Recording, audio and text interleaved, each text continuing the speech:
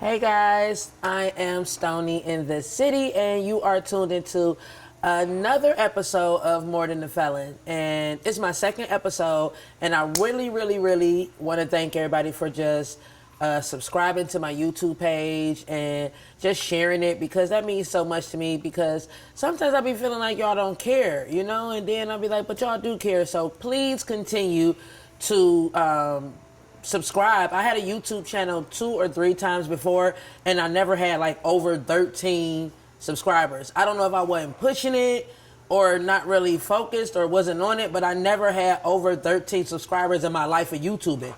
So to me to have 33 subscribers right now, like, nigga, we made it. Like, I feel like excited, but definitely going to get right into this. We have another guest, and like I say, each week we're going to have different guests showing you guys different people who are more than a felon. I literally saw this guy last night at the liquor store. I wasn't getting liquor.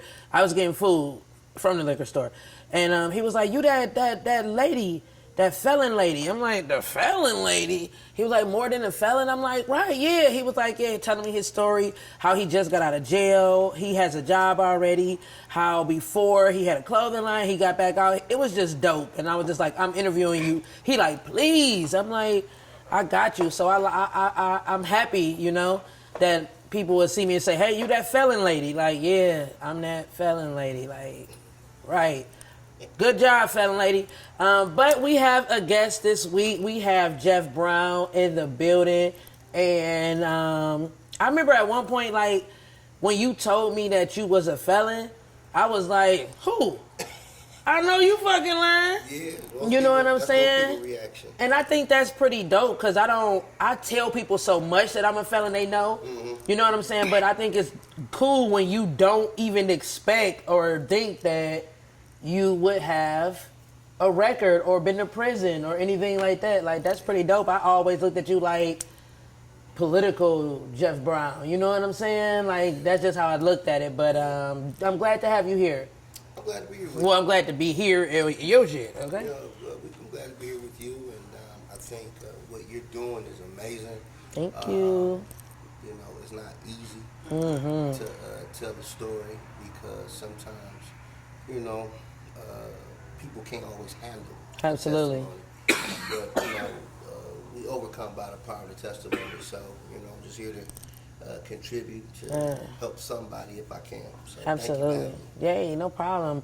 I just love to, sometimes when people, so I know that we live in a world where a lot of people are afraid to tell their story, or because they scared to be judged or all those other things. And I always be like, you know what, I'll take it. Because I don't know, I just take like criticism or shade or I just take that like way easy because it's like I've been through so many other things. It's like somebody got to do it. I take one for the team. So if I'll be like, hey, I'm a felon and I'm proud of it because I'm doing great things, somebody got to say it. Yeah. And show other people that are similar. Well, there's a buddy of mine wrote a song years ago. He says that it's more to me than what you see.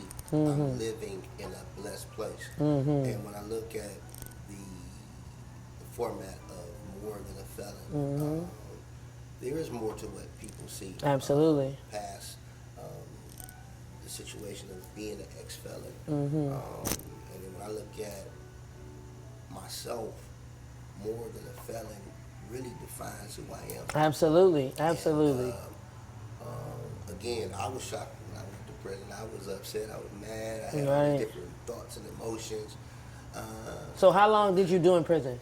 So I did 4 years total. I did 3 in the state, and I did a year in the feds. Okay. So 2 different prison systems, 2 right, different types of systems, different type of people.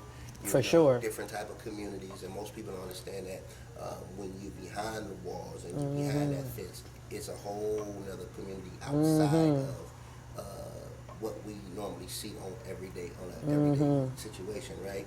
So they got a store, right? They got envelopes, they got artists, they got all yes, kinds of, yes. So you have to pretty much survive. They make hoops, they make liquor, and pretty Right. much, so it's a whole. I never met as many, and I don't know. I guess that's why my mind is so open minded, because I never met so many talented people they're gifted, who will never see the light of freedom again. Yeah. You know what I'm saying? Like singers and poets and Yeah. dancers. I mean, yeah. like I seen a girl that used to come out on the yard every day and play volleyball, but she was like Olympic level. You know what I'm saying? And it's like she got life. Yeah. She never coming home really. So to watch her and be so passionate about that volleyball, because that's really all she got for real. You know? Yeah. And you talk about life. You know, when an individual is sentenced to life, Right. they're sentencing you to a slow death. Absolutely. Because they have taken your identity. You know, when you get that number, you're being branded. Absolutely. It's like a calf or a cow. When they're stamped, Right. you know, and with 100% beef. Right. It's 100% prisoner, inmate. That's what it is. That's all you is. And so when I look at my life, I was stamped, but I did not allow the stamp that the system gave me to detour me. Absolutely, yes. From what I understood who I was, and the struggle was real. You know, when I first went down, trying to figure this thing out, went through Lorraine, got on that sheriff bus, went down to Lorraine. They got a reception center in prison, Right. welcome. Right. And women prisons got that too. It messed me up. It really, like, what is, it's like, what? Right. And so when you look at that system, the biggest lie is that it's there to rehabilitate. Man, what? But it's not. Absolutely not. The system is there as the new Jim Crow. It's a modern day plantation. Absolutely. And I can't even remember rehabilitation part of prison. Right. I saw things that y'all tried to, but for the most part, it was all I seen was them. I never in my life seen that many hopeless people in my life. Well, here's the key.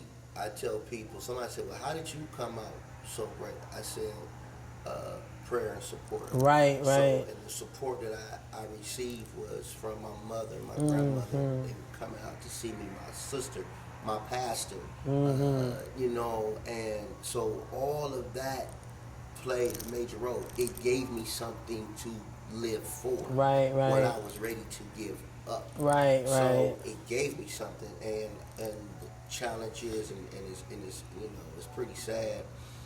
There are a lot of men and women that don't have the support. Man. They don't. They don't get money on their books. Right. They don't Shout out get to a all food. my dudes that was sending me money, because I don't have this family support thing that a lot of people have, and I was amazed to see that it was guys that was from the hood, that I didn't even deal with, on a intimate basis, but they was like, that's my girl. Yeah. They was going to my mother's house, hey, get us to Stony.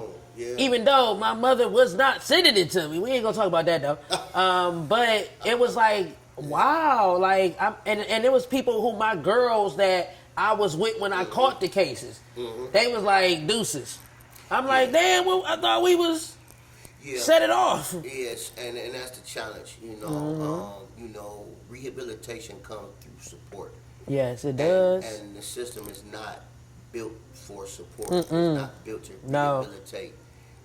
It's really built to break your ass down. Yeah, to really how can I say, to destroy the individual that you are. Yes. And if you're not mentally or spiritually sound, it's a tough situation. Man. So when I look at More Than a Felon as look at this podcast, I think about my journey, and I never forget when I came home from Morgantown, which is a federal prison in West Virginia. My mother came and got me. My god sister came and got me. My sister came and got me. And we rode back to Cleveland to the halfway house or in the house, and it was like, wow, like I'm back. Right. But I'm still locked up. Hell yeah. And before I left the state prison to transfer to the federal, I prayed to God. I said, Lord, I lost everything. Right. And I said, you've put in me great gifts and talents. Don't allow that. That's not. I don't want that to go to waste. Right. And I said to God, I said, you know, I want to be the best I can be. Right. It has nothing to do with pleasing people. It has nothing to do with trying to impress this one and that one. No, I just wanted my voice back. You better say that. In a way that I could inspire people. Yes. And so. Well, you're doing a good job at that. I'm trying. Right. You know, it's you are, what we do in this community is hard. Baby. Especially when you're doing it a lot of times for some in the community that don't appreciate Right. the sacrifice. They don't see what you're doing behind the closed Right. door. They don't see the arguments. They don't see you talking to this constantly. Right, I be feeling like people think that I'm a little mean now because at this point now I'm like, you know what? No, I can't. Hold up. I call you, don't call me because y'all working me. Yeah, and y'all working me to the flow, to the ground. I can't. And they're not paying you what you value. Right. And a lot of times, like I know money is nowhere near what I be on because it's so many things that I do from the heart. But I had to really realize that, baby, the heart, go and throw that heart in the trash. You know what I'm saying? Because at the end of the day, it's not respected. I'm doing this stuff because I care. I'm doing this stuff because I am more than a felon, and I want to inspire other people to do and be the same. You know what I'm saying? So when I go feed the homeless, I don't feed the homeless for bragging rights or publicity. I feed them because most of those women that are in the homeless shelter was in prison too. Yeah, and you feel exactly. And some of them don't have the support or never had the support. So when you see them, you like, this is where I could have been. Yeah. That's why I feed the homeless so much. Because when I see him, I be like, I was in jail with her. I was in jail with her. Like, this is where society could have put me. Right. I never forget when I came home and I was at that halfway house. They were so focused. There was a young lady down there. I'm not going to mention her name. I hope she's not down there because she was not for helping men. Absolutely. The community. Absolutely. And they had a employment office, and I never forget. I'm not a criminal. I made some bad choices. Yeah, players fuck up. People, and whatever the case might be, sometimes we're guilty by association. Absolutely. Or we. Is that conspiracy?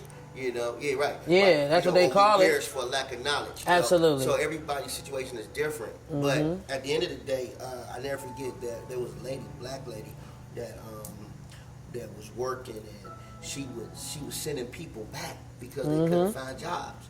And all the time. Yeah. And so I wound up having some people that knew I was home. They like, you need a job. Boom. Right. So I wound up getting a job, and I never forget, she got mad because I didn't go to her system to get a job. I don't need you because I'm more than what you see. I'm more than a felon. Yeah. And so I'm not what you're normally dealing with. I'm not who you think I am. Absolutely. And so she wound up costing me my job. Wow. Yeah, so I was working at 1-800-Flowers. I never forget, my first check was like $453. I cried because I felt free. Absolutely. Because I've been in prison for 4 years, and the most I was getting that state pay was $18. Right. And that was depending on the kind of job you had, right? In prison. Right. And so it just felt good to have that freedom, and it was from that point I just began to walk this journey, and God began to open up doors. And, Absolutely. And He began to direct my path, and I went to school for broadcasting and to learn the fundamentals of the business, and I tell people, if you are tapping into something and you desire to do it the right way. Go get the education. Go make sure that you're getting the fundamentals of what it is that you're doing, because guess what? You're going to need it, because Absolutely. you just can't just jump into stuff because you know, it's just there. No, Right. it takes work, you know. Right. I just happened to jump in, you know. No. And I let all the interns teach me, you know, because I jumped in straight out of prison. Like, I got to do something with my life. Yeah. And I ended up jumping into radio. Yeah. And I didn't know, right, but I didn't know so many different things. Mm-hmm. It took for people to come and be like, you shouldn't do this. Mm-hmm. Oh, you know you got to do this. Right. Or that's too much dead air. Or Right. that's this. You know you can't be chewing on the microphone, you know, and I'm like, okay, so it took for my interns like Brandon Carter to come in, and he brought the book. Yeah, he brought the broadcasting. Yeah, he said, this the book from broadcasting, and Stoney, you doing some, you fucking some shit up. I said, teach me how to Dougie. And he came in and taught me. Luckily, like I said, even though I didn't go to school, luckily I am a person who doesn't have a problem with learning. Yeah. You know what I'm saying? Or being taught. Yeah. So many people be like, I know this. No, teach me, because I don't know everything. Yeah. I want to learn. And I am always a student, even though I may look like the teacher. And because I humble myself to go to school and to tap into what I knew, I'm a communicator. Right.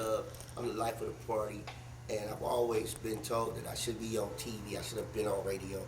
And, you know, when I got the opportunity to do these things, my man Lee, he saw me. Okay. In the business. He saw me start here, and he's watched my journey. Okay. So I started as an intern on 1220 with a gospel radio show. Big shout out to my man Ronnie Knight that gave me the opportunity, and then produced some other shows for me. And then as I began to use Facebook, Right, absolutely. And most people don't know that Facebook, as I began to work it became my platform. It actually became my radio show. Mm-hmm. And I never forget when the opportunity came for me to really do a strong podcast with a company that was doing good things. I was able to move forward, and since then now we're syndicated on traditional radio. Now we're that's what's up. We're in the top 100 for Black culture on the #1 podcasting.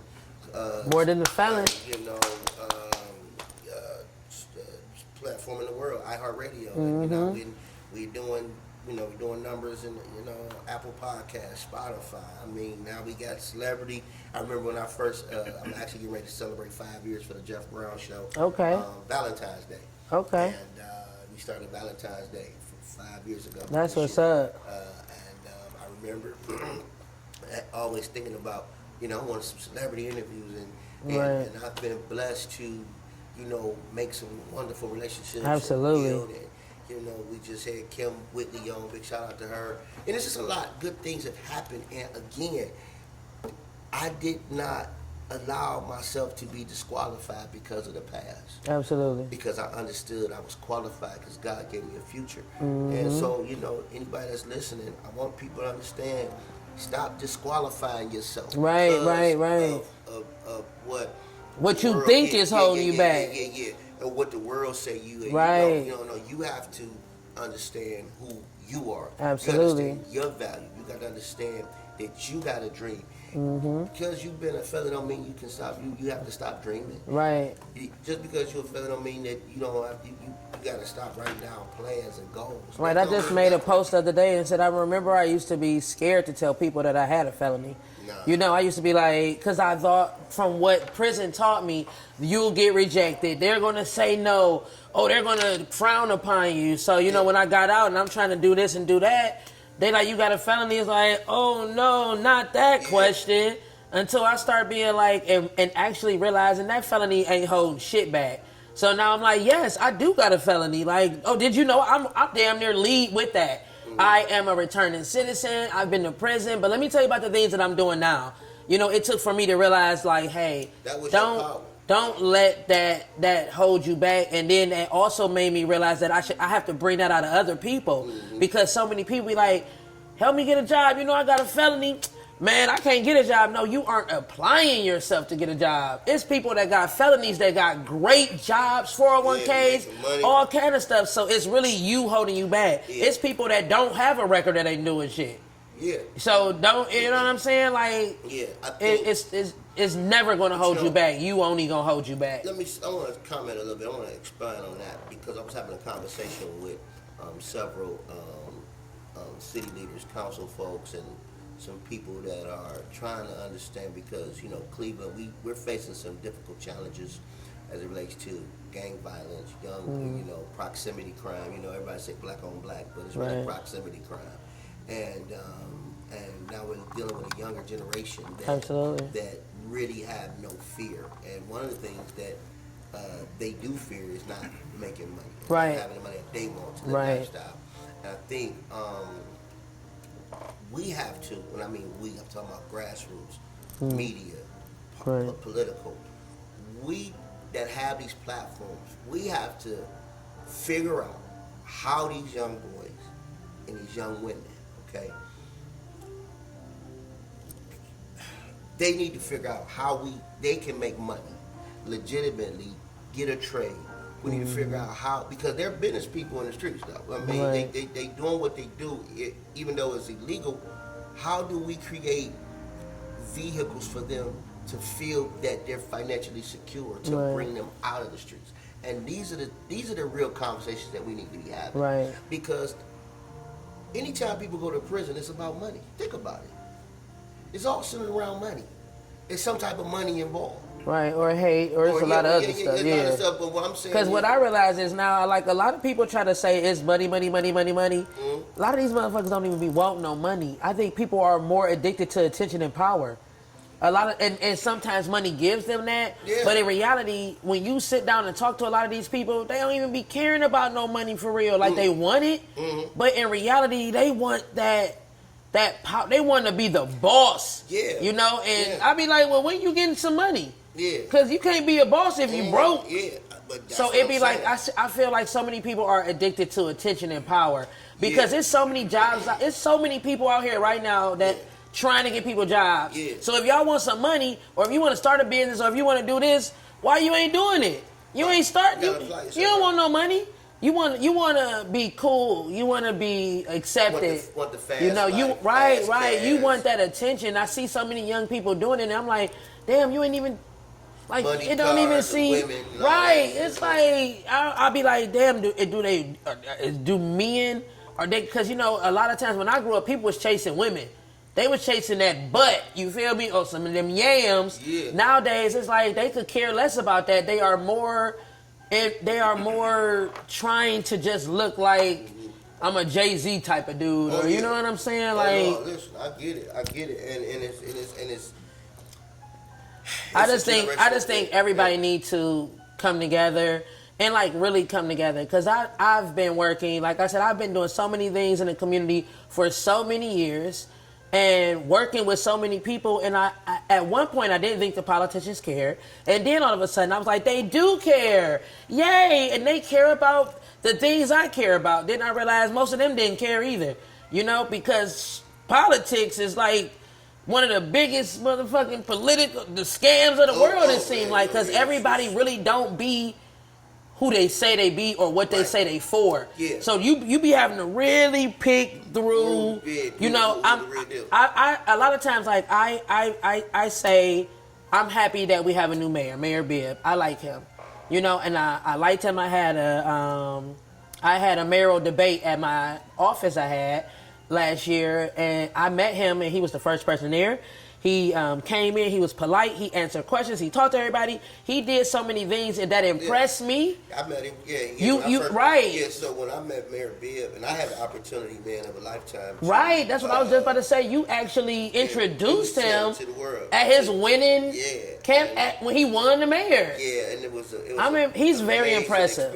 Amazing experience, and big shout out to him and the work he's doing. Yes, I believe in him. Like I said, I don't believe in politicians. I believe in him, and I already been telling people I believe in him. But when he just had his holiday party, and I saw him, and I said, this is just who I am. Because sometimes I don't be thinking people even hear me, even though they do. But I was like, hey, Mayor Bibb, I know you don't remember me. I yada yada this. I did this, and I did this. And he was like, oh, I remember you. We had the thing at your place. And you were with the mothers of gun violence and victims. And you was this. And I was like, damn, in the middle of his campaign, he still remembered little old me. That shit impressed the fuck out of me. What makes him special is that, we make Mayor Bibb special is that He's young. He's got great, fresh ideas, progressive ideas. We just, as a city, he can't do it by himself. Hell no. So we, as a community, yes, come together. Well, and at that voting movement, I'm gonna say this. Right. You know, listen. You know, these folks don't be voting. You know, y'all gotta get out. Y'all and vote. don't be voting. Y'all gotta get out. Y'all went and got them Jay-Z tickets that year and didn't even go vote. And voting was right across the street from where you got the Jay-Z tickets from. Bye. Yeah, they don't vote. And right. And we have to, in this community, do better at communicating the importance of voting. You know, this year I've been thinking about, you know, we got another election coming up. You know, we still got local elections, you know, state elections. I try to, in order to get people to vote, I try to tell people, remember the judges that sent y'all peoples to jail? Yeah. We vote for them, you know, so they be like, what? Like, you got to meet them halfway sometimes, because they don't be. Yeah, and these are the things that I look at. So, you know, but more than a felon, man, I think that this is a phenomenal brand. I think this is phenomenal because you're giving a space again to people like myself and my man L. Big shout out to him and just so many folks that we've been putting in the work. Absolutely, absolutely. And I think it's time for the world to see that. You know, that's why I put this together. Not just Cleveland people. I mean people all over the world who are so dope and are showing you every day that they're more than a felon. And I want to continue to do that work, and I also want to continue to shine light on people who are doing the same. Because, we got to pass and all that other stuff, but we work our ass off to be a better person. Do y'all know how hard it is to be positive, to be productive when everybody is still holding your pass against you? That shit hard as fuck. So y'all better be happy. I be giving y'all ghetto passes, okay? Because I be like, bruh, like, you don't know I was in the joint. I still go joint on you. I'll beat you up still. No, I'm just playing. I'm delivered. I'm going to say what real quick, what my success has been. My success has been because I was able to learn the power of forgiveness. I needed forgiveness from God. I needed forgiveness from people who I let down.